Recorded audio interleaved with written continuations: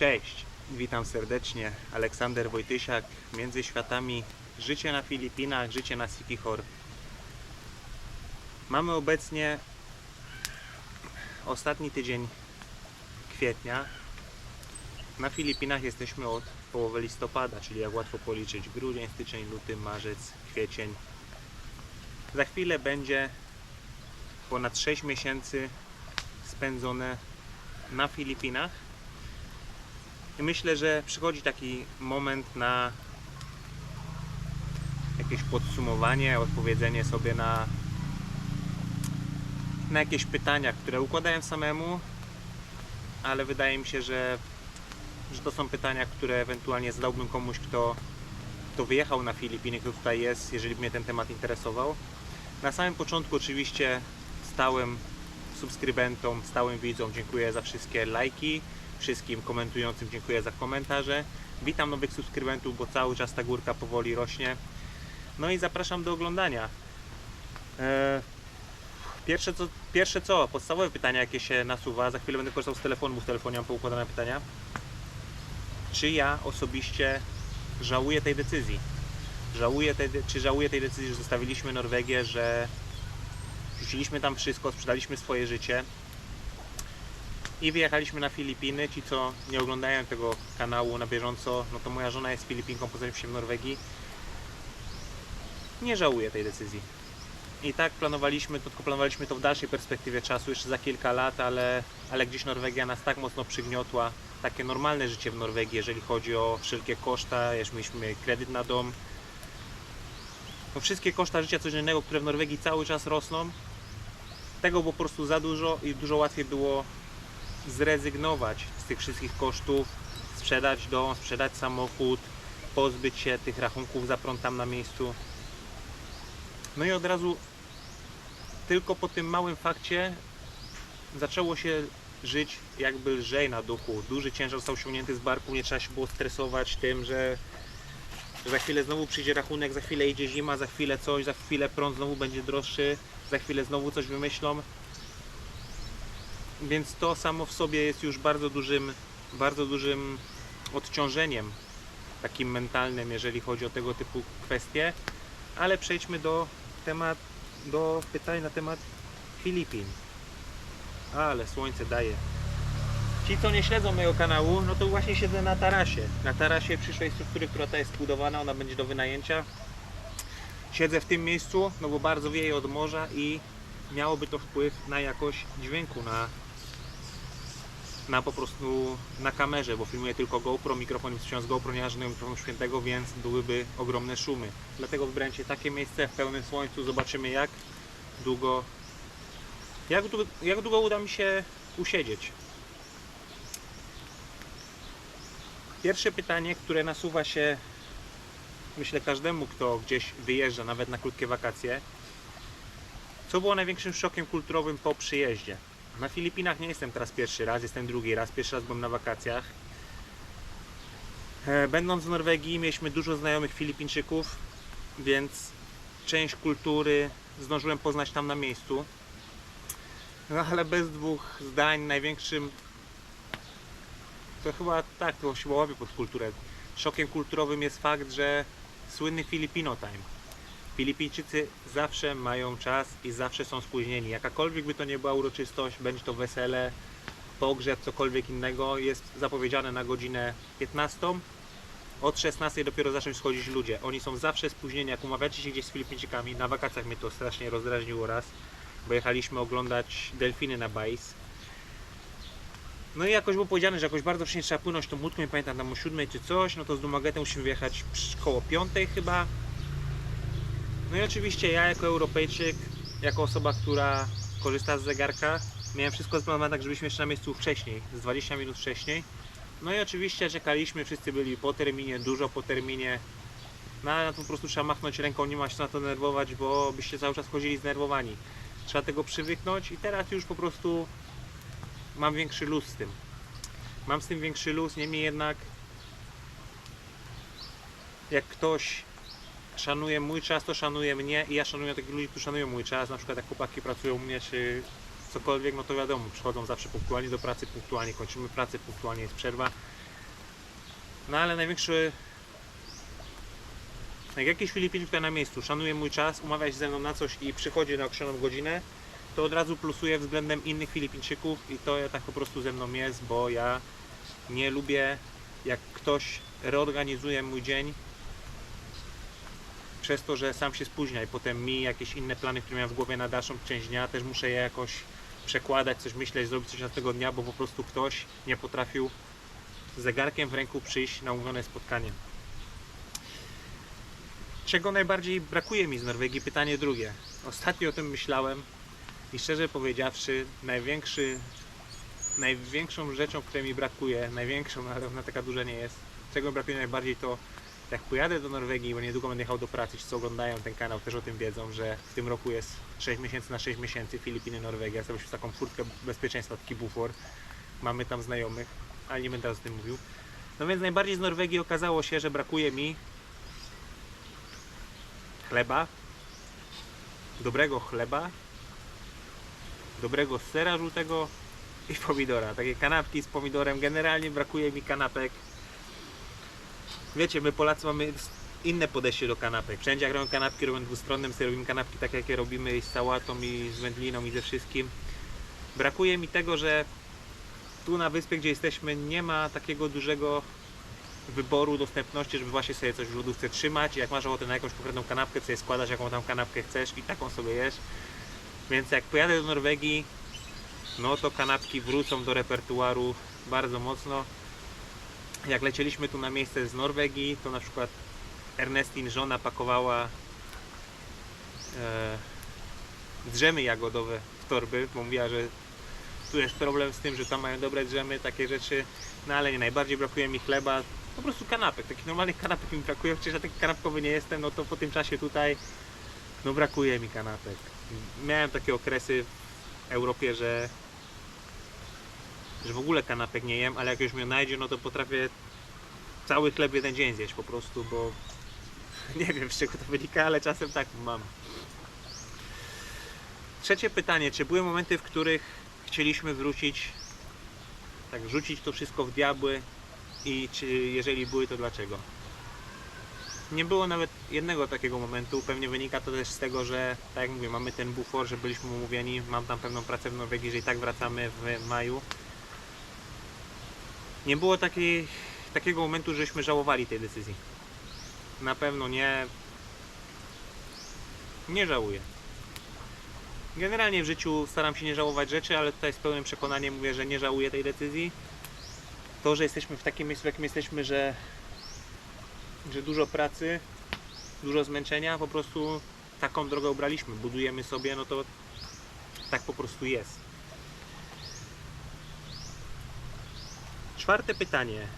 Jak ta decyzja wpłynęła na nasz związek z Ernestin? Nie ma Ernestin teraz ze mną, bo jest w Dumaguete. Minęło właśnie 40 dni od daty śmierci taty Ernestin i na 40 dni jest specjalna modlitwa. Ernestin pojechała kilka dni wcześniej, ja będę jechał prawdopodobnie jutro. Wydaje mi się z mojej perspektywy, że wpłynęła dobrze. Na pewno nam nie zaszkodziła. Chociaż nie da się ukryć, że mamy dużo takiego stresu, który sami sobie narzuciliśmy właśnie przez tą budowę i gdzieś to pewnie rzutuje na nasz związek, ale nie kłócimy się, nie było tak, żeśmy się bardzo mocno kłócili po przyjeździe. Zdarzają się jakieś nieporozumienia jak w każdym związku, ale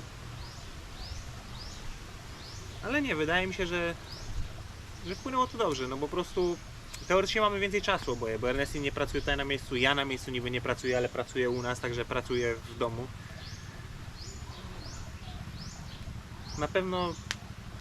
Na pewno jest inaczej niż w Norwegii, jak zwykła praca na etacie, jedno, drugie chodzi do pracy, Ernestin czasem pracowała na noce, to było całkowicie inne życie niż tutaj.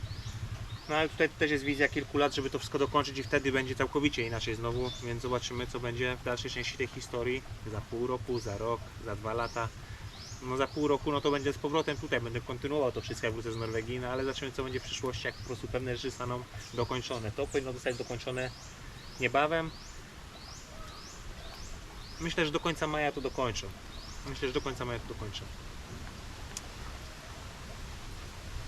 Jak nawiązałem już trochę do tego, ale jak wygląda nasz typowy dzień tutaj? No więc zależy, czy jest to mój dzień roboczy, czy nie. Ja z reguły tutaj wstaję wcześnie, między 6 a 7 i biorę się po prostu za pracę.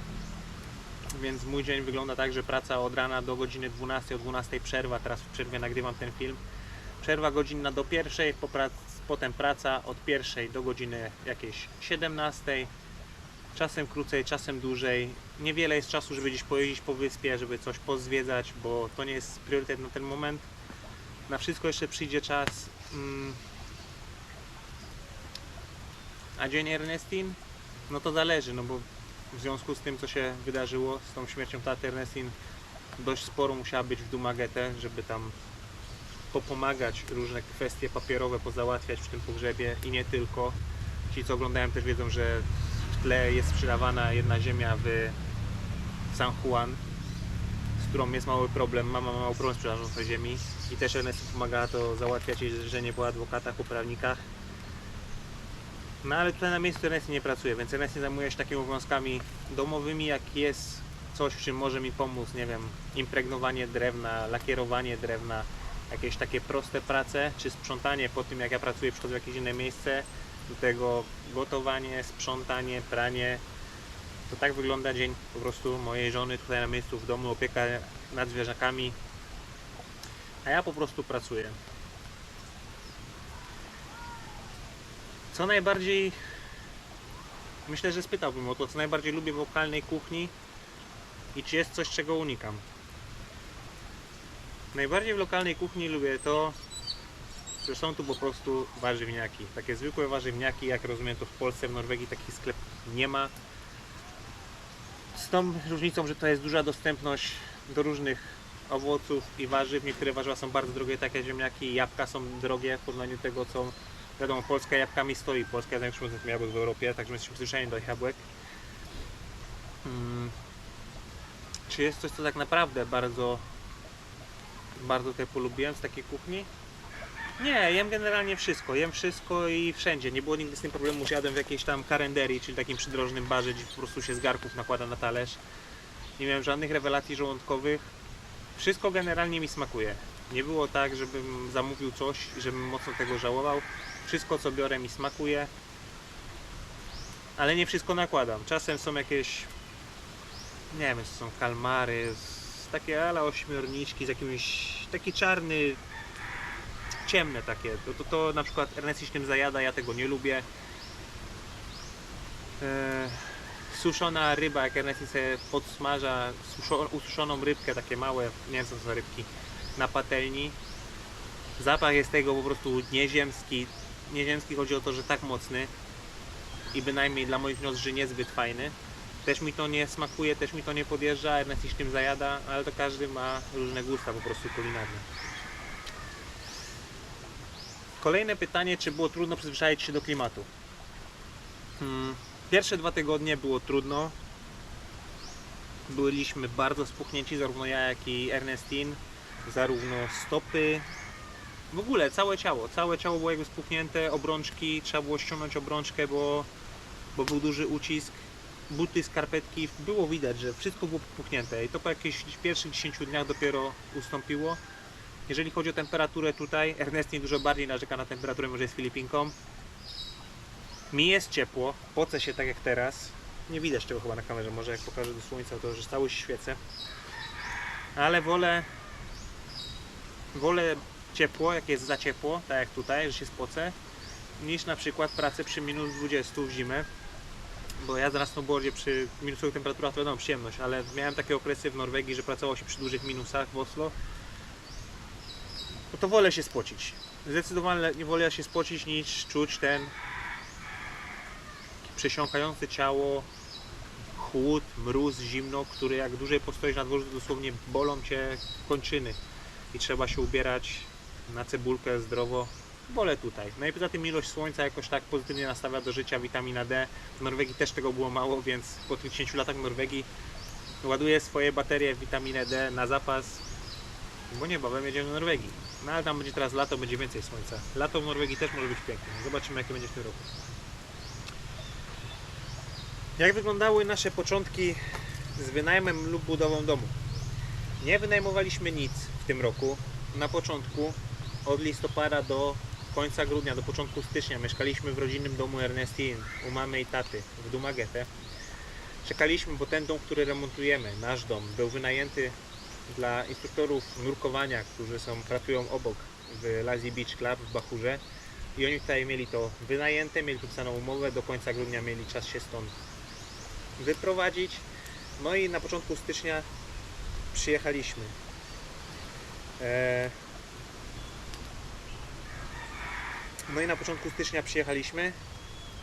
I od tamtej pory, no jakoś końcówka stycznia, bo jeszcze była siostra, jeszcze tutaj dużo się działo. Od tamtej pory po prostu ciągły remont. Jeżeli chodzi o remont, ci co oglądają wiedzą, pochłonęło to dużo więcej czasu, wiele rzeczy niż myślałem w Norwegii. I remont jest dużo szerszy front remontu niż myślałem będąc w Norwegii. Ale żeby zrobić to dobrze, po prostu trzeba tak zrobić, dlatego w tym roku nie będzie pokończone to, co myślałem, że będzie skończone. Ale to się nic nie dzieje, bo tak długo jak życie trwa, tak długo czas jest na wszystko. Więc trochę cierpliwości i po prostu skończymy to. A w tym momencie muszę zrobić cięcie, bo widzę, że psiaki coś rozrabiają na plaży. Zaraz do Was wracam. Dobra, jestem z powrotem. Musiałem jeszcze złapać powerbanka do telefonu, bo pojawiło się 10% baterii. Na czym to ja stanąłem? Odnośnie klimatu. Myślę, że temat wyczerpałem. Klimat dla mnie jest jak najbardziej ok. Zawsze chciałem mieszkać w miejscu, w którym cały rok świeci słońce, w którym jest ciepło. Także jak najbardziej na plus. Ja się czuję tutaj dobrze. Nie mamy klimatyzacji w pokoju, mamy tylko wiatraczek. Jest w porządku, dla mnie jest w porządku. Mimo, że jest najgorętszy okres teraz, jeżeli chodzi o Filipiny, jak najbardziej w porządku.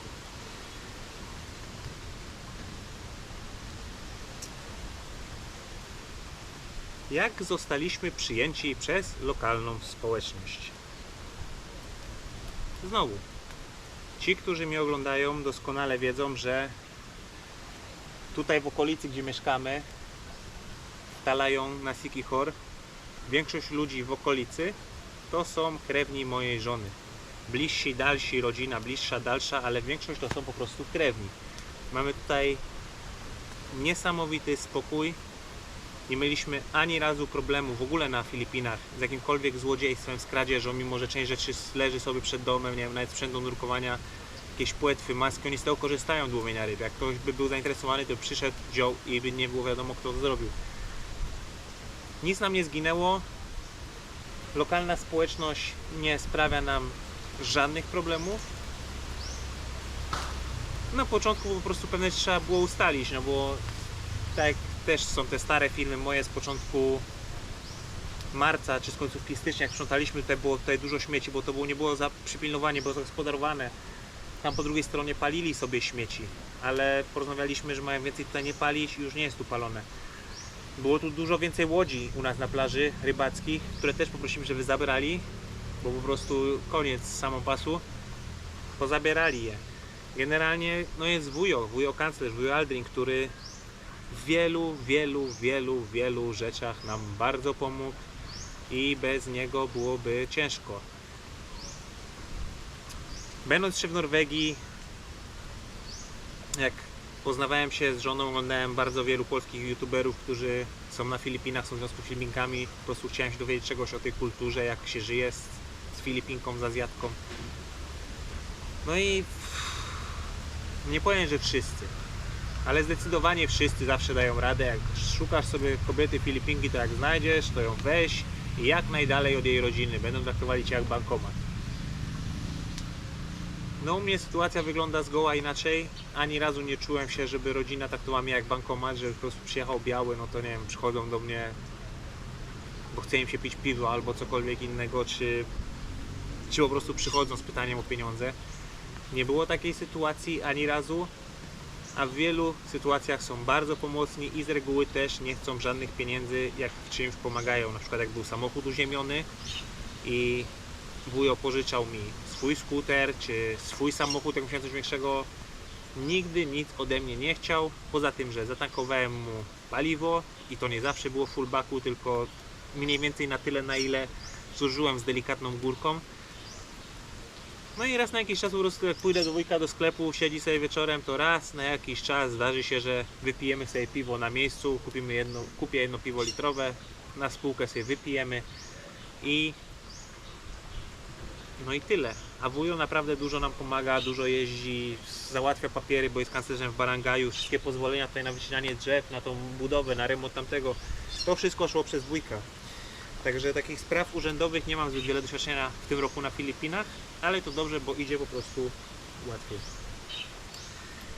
Czy łatwo jest nawiązać znajomość z Filipińczykami generalnie? Tak.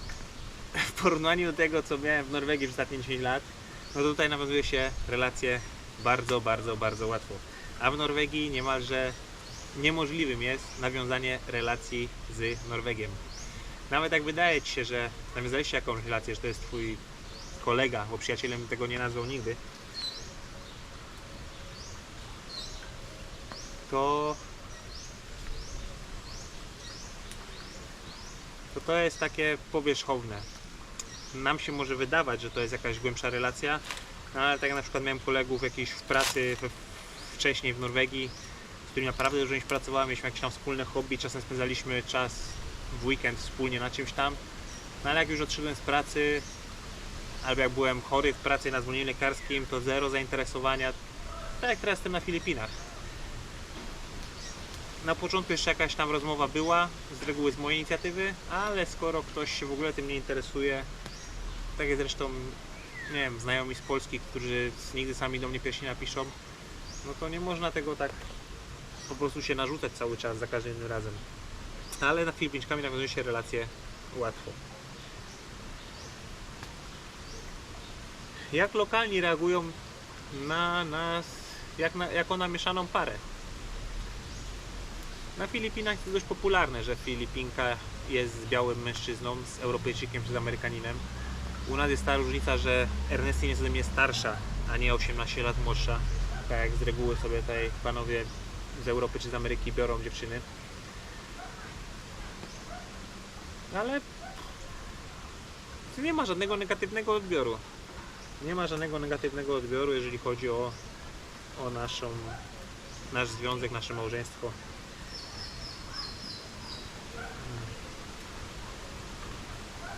Jak to było z moją wizą? No z wizą, jeżeli jesteście po małżeństwie z Filipinką, chociaż Ernestine jest Filipinką, urodzona Filipinką, ale musiała się zrzec obywatelstwo, ma paszport norweski, bo wtedy Norwegia nie dawała możliwości posiadania dwóch paszportów. Czy Filipiny nie dawały? Nie wiem, mniejsza. No, ale Ernestine ma ten paszport norweski, to i tak jako pochodząca z Filipin po ślubie dostałem wizę od razu na rok.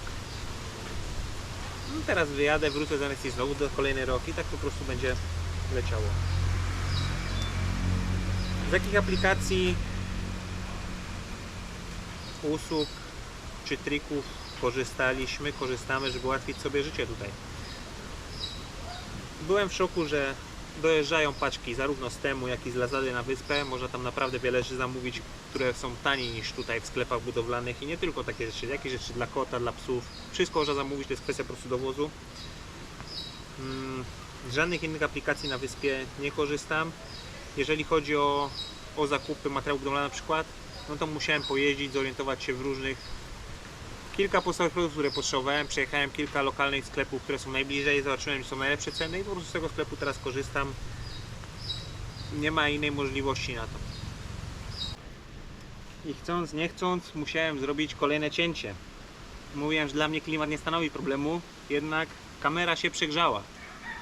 Pewnie też związek miało to z tym, że była w silikonowym pokrowcu i to na pewno nie ułatwiało jej odprowadzania ciepła, no ale już chwilę odpoczęła w środku, więc możemy kontynuować. Co najbardziej zaskoczyło mnie po tych 6 miesiącach na Filipinach?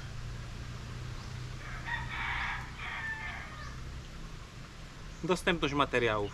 Z mojej perspektywy, gdzie robię ten remont, prowadzimy tą budowę, dostępność materiałów na małej wyspie jest utrudniona, wiele rzeczy trzeba zamawiać w sklepach. No jest to całkowicie inaczej zorganizowane niż w Europie, niż w Polsce i w Norwegii.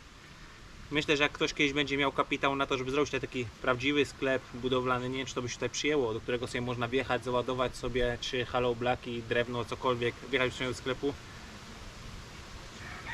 i wszystko jest na miejscu, no ale to kwestia wielkiego zatowarowania, to naprawdę musiało być ogromne pieniądze, żeby zrobić taki sklep budowlany, no ale pewnie w dalekiej przyszłości takie rzeczy będą.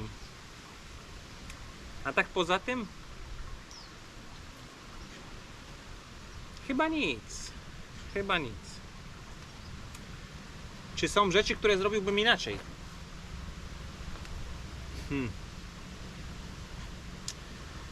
Na ten moment nic nie przychodzi mi takiego do głowy, no bo cały remont, który też teraz prowadzę, no to jeżeli gdzieś popełniłem jakiś błąd, to wszystko wyjdzie w czasie. Na ten moment wydaje mi się, że wszystko jest w miarę dobrze przemyślane i że nie powinno być problemów.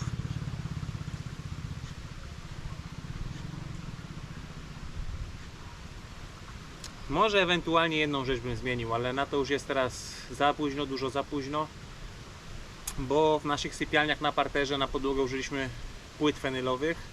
To są płyty drewniane, które są oklejone, mają oklejone ranty zabezpieczone i tak dalej. To są płyty, które używa się głównie do betonu, do jakichś tam szalunków i tak dalej. My z tego zrobiliśmy podłogę, a dopiero potem jakoś zorientowałem się, że są też w sprzedaży płyty cementowo-włóknowe, które są również odpowiednio grube, które sprawdziłyby się może lepiej, prawdopodobnie lepiej, na dłużej by to podłoga była zabezpieczona, byłem pewien tego, chociaż wszystkie krawędzie cięte były impregnowane i lakierowane dodatkowo. To nie daje sobie ręki uciąć, że te płyty będą na nie wiadomo jak długo na tej podłodze sprawne, że termity ich gdzieś nie dopadną, chociaż cała struktura, jak wiecie, jest impregnowana i lakierowana. Jeżeli mógłbym coś zmienić, to zmieniłbym ten moment, w którym kupowałem te płyty i kupiłbym płyty cementowo-włóknowe minimum 12 mm grube, tak jak używamy na drugim piętrze, i wtedy miałbym pewność, że podłoga przez termity nie zostanie w ogóle, nie będzie w żadnym stopniu obiektem zainteresowania termitów. Jakie są plany na lata na Filipinach? Ojeja. Plany są duże. Trzeba dokończyć tą strukturę. Tu będą 2 pokoje na wynajem. Musimy dokończyć nasze mieszkanie, czyli parter tego budynku. Wykończyć sypialnię 2 i całą przestrzeń użytkową. Wykończyć tą nową kuchnię, którą wymurowaliśmy, łazienkę w płytkach, we wszystkim. Potem zająć się drugim piętrem, gdzie będą kolejne 3 pokoje. Także docelowo w tym miejscu tutaj chcemy mieć na ten moment 5 pokoi na ten moment. No to będzie kwestia, nie wiem, czy się w przyszłym sezonie uda ogarnąć wszystko do końca. No ale docelowo 5 pokoi na wynajem, licząc 1000-1500 peso za dobę, taki pokój tutaj, bo obok jest Lazy Beach Club, tam mają podobne pokoje w cenie 1500 peso za noc, bez klimatyzacji, w tych 2 będzie klimatyzacja. W naszym budynku prawdopodobnie nie będzie klimatyzacji, chociaż przemyślimy to. Jest jeszcze dużo wyzwań, jeżeli chodzi o rezerwuar do wody, żeby był jakiś zbiornik na wodę, bo czasem brakuje cieniasy i Corsair jest zbyt popularny. Więc kwestia wody, kwestia prądu to są dodatkowe wyzwania na przyszły rok, od których będziemy musieli zacząć w przyszłym roku.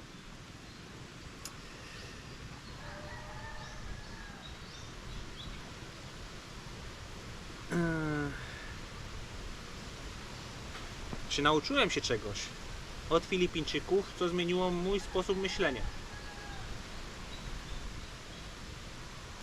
Myślę, że nie opanowałem tej umiejętności w stopniu dostatecznym takim, żebym żył sobie jak Filipińczycy, ale ten ich luz, brak zamartwiania się tym, co będzie jutro, co będzie pojutrze i tak dalej, wydaje mi się, że koniec końców jest rzeczą pozytywną. My w Europie zamartwiamy się za dużo, problemy depresji i różnych chorób mentalno-psychicznych wynikają z tego, że po prostu gonimy za czymś, sami do końca nie wiemy za czym. Jak bardzo byśmy się nie starali w Europie, no to tu podniosą podatki, tu podniosą prąd, tu podniosą coś tam i koniec końców albo stoimy w tym samym miejscu, albo czujemy, że cofamy się, mimo że nawet zarabiamy więcej na godzinę, to to nie widać tego całkowicie w naszym portfelu. Tak było w Norwegii i to było ciężkie, a tutaj na Filipinach jest po prostu więcej luzu, ludzie są uśmiechnięci, wiecznie uśmiechnięci. I wydaje mi się, że to jest taki szczery uśmiech mimo wszystko. W Norwegii uśmiech był nieszczery, sztuczny. No tutaj wydaje mi się, że jest to szczery uśmiech. Jak wyglądają zakupy spożywcze i czy łatwo znaleźć europejskie produkty? Czy wszystko jest robione u nas po filipińsku? Nie szukamy na siłę europejskich produktów. Na początku tylko szukałem jakichś pierwszych polskich produktów. Znalazłem wódkę Belvedere. Jest mleko łaciate. Ale żona już w Norwegii gotuje filipińską kuchnię azjatycką i tak po prostu jemy. Nie robię na siłę, nie robiłem żadnego dania europejskiego. Poza tym nie mamy tego warunku, nie mamy normalnej kuchni. Przyjdzie taki dzień, przyjdzie taka pora, że na przykład zrobię kluski śląskie, kopytka, schabowe, ale to jeszcze nie w tym sezonie. W Norwegii takie rzeczy robiłem, ale tutaj ani razu nie gotowałem takich rzeczy.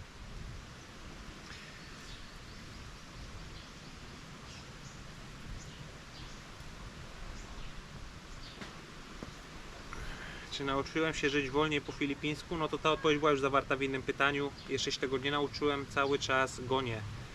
Mam świadomość tego, że brakuje mi cierpliwości. Ten okres wielkanocny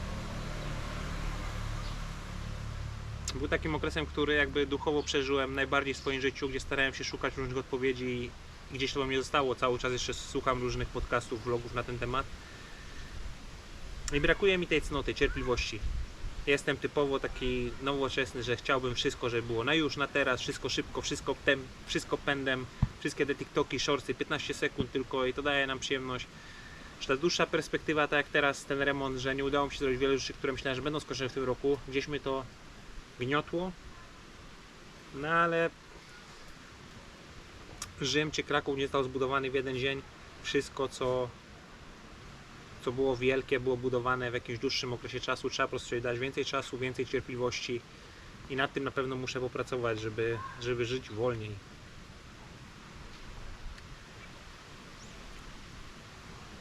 Czy zmieniłem swoje nawyki, na przykład jedzenie, sen, aktywność fizyczną przez klimat i otoczenie? Jedzenia nie zmieniłem, chociaż na początku miałem z tym duży problem w domu rodzinnym, bo w domu rodzinnym, tak jak na Filipinach, często jedli. Tam jedli 5-6 razy dziennie, zawsze ryż. Jakbym jadł tak jak oni, to bym po prostu przytył bardzo na Filipinach. No ale ja ograniczyłem się, w ogóle jak mieszkałem w domu rodzinnym u Ernestine na początku listopad, grudzień, to nie jadłem ryżu w ogóle, żeby uniknąć tych węgli. Na śniadanie miałem tylko 4 jajka na przykład, czy 5 jajek, jajecznicę. Do obiadu też jakieś jajka z mięsem. Teraz już normalnie ryż jem i węgle normalnie sobie wprowadziłem do codziennej diety, jakbyśmy nazwali dietą. Ale jedzą tutaj dużo i często generalnie. I dużo ryżu, no bo ryż jest tani, dostępny, więc jedzą bardzo dużo ryżu. Aktywność fizyczna? Brakuje mi aktywności fizycznej w tym roku, takiej rozumianej, hobbystycznej, sportowej na Filipinach. Bo nie mam na to siły, czasu i energii. Pracuję.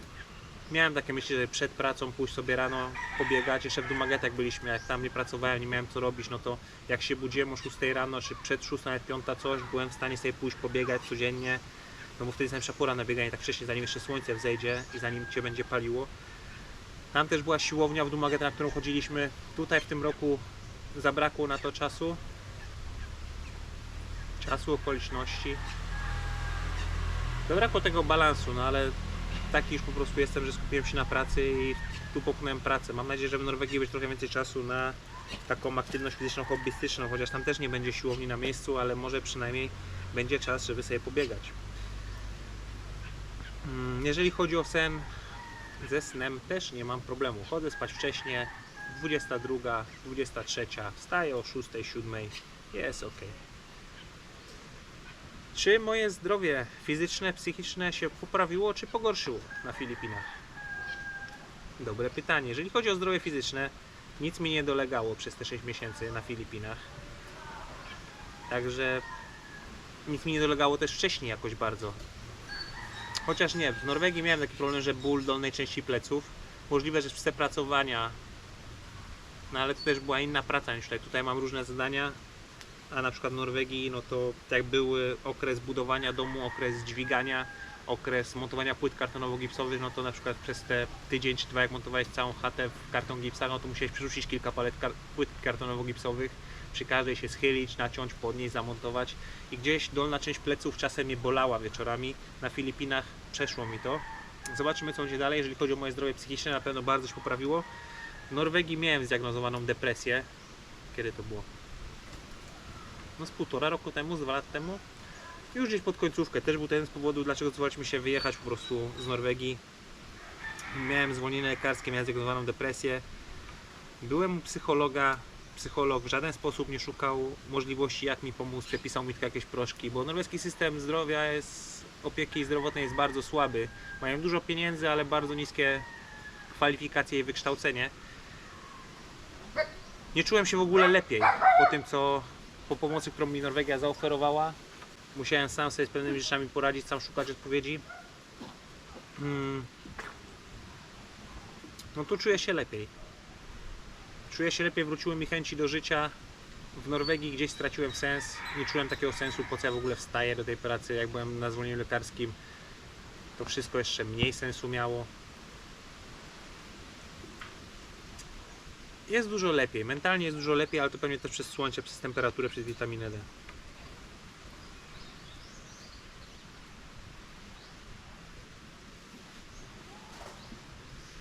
Czy było coś, czego się bałem? Na przykład robaki, choroby, tajfuny i jak wygląda to w rzeczywistości? Przestraszyłem się w tym okresie tylko jednej rzeczy, ale to też wynika z niewiedzy. Jak pływałem, na którymś filmie też to było, pływałem sobie tutaj po rafie koralowej przed domem, no i wiedziałem o tym, że najbardziej śmiertelnym zwierzęciem tutaj na Siquijorze jest wąż morski. Nie pamiętam, jaka jest jego nazwa, on jest taki biało-czarny, w takie pręgi. No i też miałem to słabo wygooglowane, słabo sprawdzone, jak to jest z tym wężem, jak to jest ze śmiertelnością. Jak sobie płynąłem w masce i zobaczyłem tego węża pod wodą, no to przestraszyłem się. W tył, zwrot i jeszcze oglądałem, czy przypadkiem za mną nie płynie. No ale okazuje się, że one same z siebie Ciebie nie zaatakują. Poza tym, jak Ciebie zaatakują, to jest to na tyle popularne, że w jednostkach tutaj pomocy zdrowia powinna być surowica na miejscu. Poza tym, jak on Cię ugryzie, to nie jest tak, że nie wiem, masz 15 minut i zakrzepica, jakaś krwi, coś się dzieje z krwią i po prostu nie ma Cię. Tylko masz dość sporo czasu, nie pamiętam ile dokładnie godzin jest na reakcję. Ważne, żeby tylko nie wpadać w panikę, nie podwyższać swojego tętna bicia serca. I ze spokojem i nie ma żadnego problemu. A on też sam nie będzie Cię atakował, nie będzie Cię starał zjeść, bo nie jest taki duży, żeby Cię jeść. Jeżeli go nie kopniesz, jeżeli nie jesteś gdzieś w okolicach jego gniazda, jeżeli one mają gniazda, to nic nie powinno się złego stać. Jeżeli chodzi o jakieś tajfuny, burze, sztormy, nie było tutaj nic takiego przez 6 miesięcy, jak tu jesteśmy, które uderzyłoby w nas. Tak jak Wam wspominałem w niektórych vlogach, widać po drugiej stronie morza, gdzie jest Mindanao, że tam regularnie co 3 dni, co 2 dni, wieczorami dyskoteka niemożliwa, błyskawice, nie wiem co ci ludzie tam mają, jak oni tam żyją. Było to w niektórych vlogach, były przebitki na początku, jak tam mocno po prostu wali i to potrafi walić przez dobre kilka godzin. No ale to jest właśnie benefit bycia na Siquijorze, że inne wyspy osłaniają Cię od tego wszystkiego. Wszystko się rozbija o inne wyspy, co idzie z oceanu. Tak jakbyś miał dom z wysokim wałem przeciwpowodziowym i wszystko co jest przed, to tam się martwią, a ty sobie masz po prostu w środku. Musiałeś stać coś naprawdę bardzo dużego, żeby przeszło przez Mindanao, czy jakąś inną wyspę od innej strony Siquijoru, żeby Siquiijor był jakoś mocno zagrożony. Historycznie Siquijor nie był nigdy zniszczony tajfunem.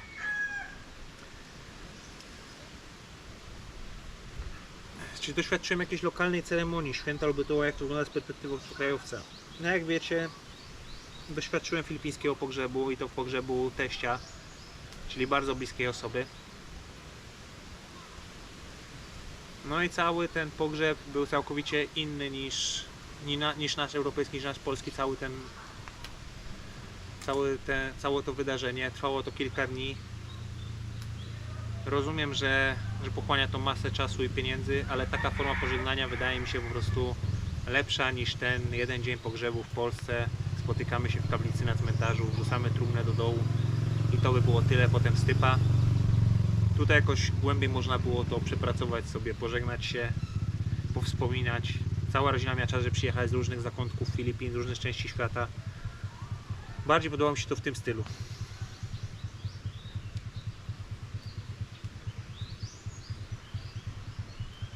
Czy spotkałem tutaj ludzi, którzy staną moimi przyjaciółmi na lata? Nie wiem. Jeszcze takich ludzi nie spotkałem. Nie spotkałem żadnych białych imigrantów, z którymi powiedziałbym, że mamy jakąś relację. Nie szukałem też takich kontaktów na siłę. Jeżeli chodzi o Filipińczyków, no to wujek to jest rodzina, to nie będzie przyjaciel na lata, to jest część rodziny. Jeszcze nie, no ale tak jak mówię, no teraz jesteśmy bardzo mocno sfokusowani na remoncie. Nie rozbijamy się po różnych imprezach, miejscach i tak dalej, więc też ciężej spotkać ludzi, których można za kolegów sobie uznać potem. Jak lokalni reagują, gdy próbuję coś pogadać po filipińsku? Pozytywnie. Pozytywnie. Nie znam wielu zwrotów. Nie mogę się tak skomunikować na każdy dowolny temat po filipińsku i pewnie zajmie to jeszcze bardzo dużo czasu. Ale czasem coś wyłapuję, nawet jak moja żona z kimś rozmawia z rodziny i czasem coś rzucę, jakiś zwrot po filipińsku, to wszyscy otwierają: o, a najlepiej jak przy piwie z chłopakami, z wujkiem na jakiejś tam fieście i też coś po filipińsku rzuciłem, to też wszyscy w szoku, że w ogóle mi się chciało, że jestem dopiero tam po miesiącu czy po dwóch, a już jakieś podstawy łapę, bo dla mnie jest to po prostu oznaka jakiegoś szacunku do miejsca, w którym jesteś. Jak byłbym w Polsce, mieszkałbym w Polsce, to nieważne kto by do mnie podszedł, jaki miałby kolor skóry, jakby wyglądał, jeżeli by coś próbował po polsku wydukać nawet, to już jakiś plus u mnie ma po prostu za ten minimalny szacunek, chęć zasymilowania się.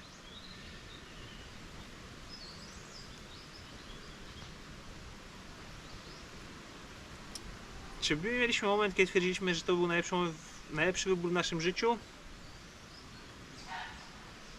Nie, jeszcze takiego momentu nie było, ale mówię, no to wynika z tego, że jesteśmy w pewnym procesie. Nie przyjechaliśmy tutaj na gotowe, jesteśmy w pewnym procesie. Jak ten proces się zakończy, wtedy będziemy mogli o pewnych rzeczach mówić.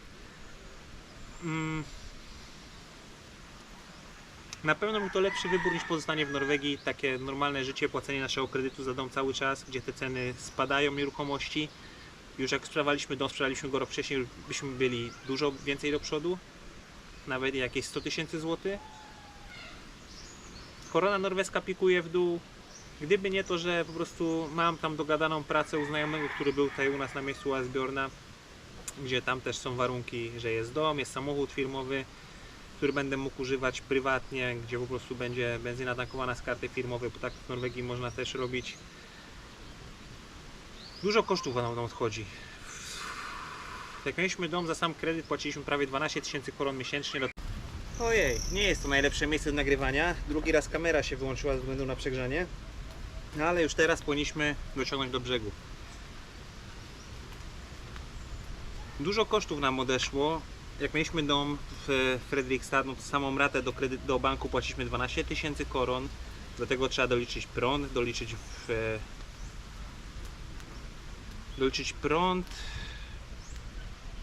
doliczyć kommunalawgift, czyli taką opłatę, jak byśmy to nazwali,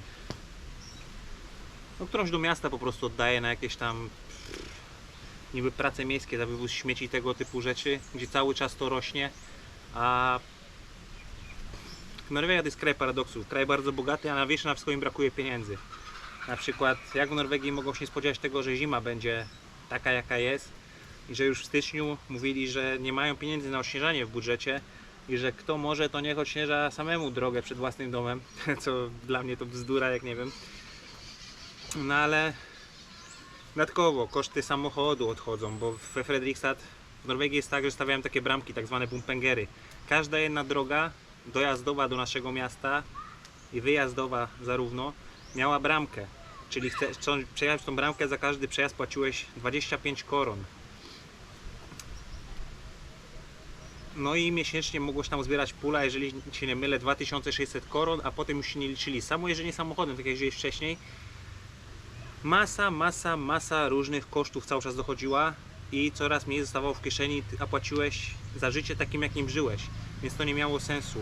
U Asbjorna mamy inną umowę, jest dom z liczonym wszystkim, z prądem, z internetem, jest samochód, z którego będę korzystał, także taki deal ma jakiś sens, jakoś się to opłaca i da się po prostu coś tam zarobić i odłożyć. A tak jak żyliśmy wcześniej, no to odkładanie stanowiło, że jakiś problem nie było tak, że trzeba się było zapożyczać na to życie. No ale na coraz mniej mogłeś sobie pozwolić, coraz mniej przyjemności, jakieś wjazdy na snowboard, tego typu sprawy. Zaczynałeś liczyć pieniądze, a nie było tak w Norwegii wcześniej. Także tak.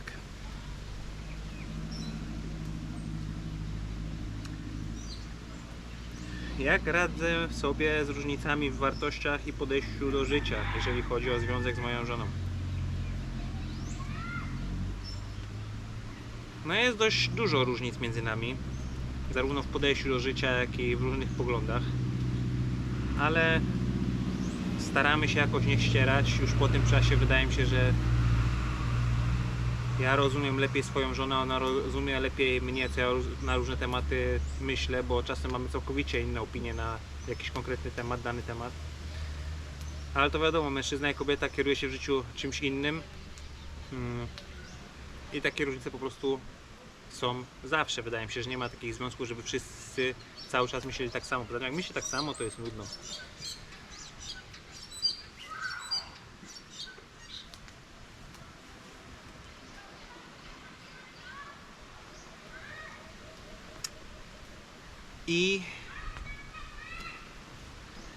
I pytanie najważniejsze, zamkniemy to klamrą, będę kończył to nagranie.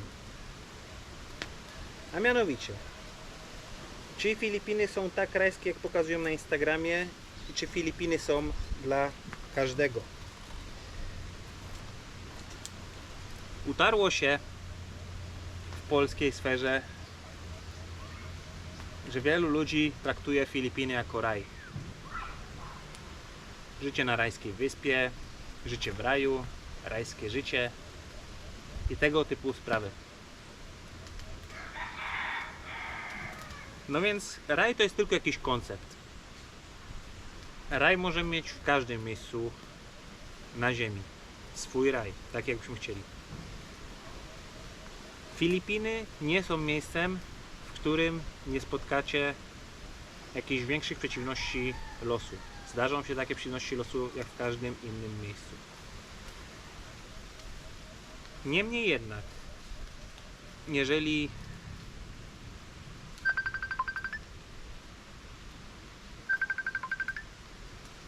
mama do mnie dzwoni, mamo, dzwonię później, tylko dokończę nagrywać.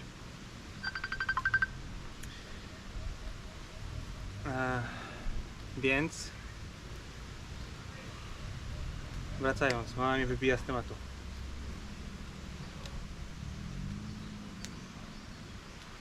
Na Filipinach będziecie mieli problem z pracą, jeżeli nie pracujecie zdalnie. Ja zdalnie nie pracuję, ale też nie zakładam jakiejś normalnej pracy na Filipinach na ten moment. Może w przyszłości jakaś działalność, żeby dać pracę innym ludziom, ale to czas pokaże wszystko.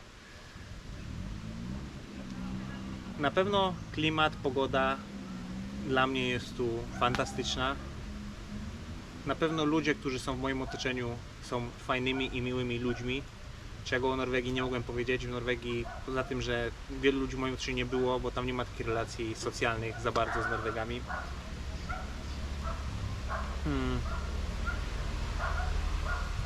Dobre, świeże jedzenie jest na Filipinach, czego w Norwegii też nie ma. Kwestia zdefiniowania tego raju. Macie tutaj wiele fantastycznych miejsc, z których różni vlogerzy pokazują, zarówno polscy, jak i zagraniczni, jakieś fajne vlogi, te rajskie właśnie, jakieś plaże, palmy i tak dalej. Więc takie miejsca stają się waszą codziennością tutaj. No ale jest też wiele rzeczy takich kulturowych, które będą was drażnić, które będą wam przeszkadzały.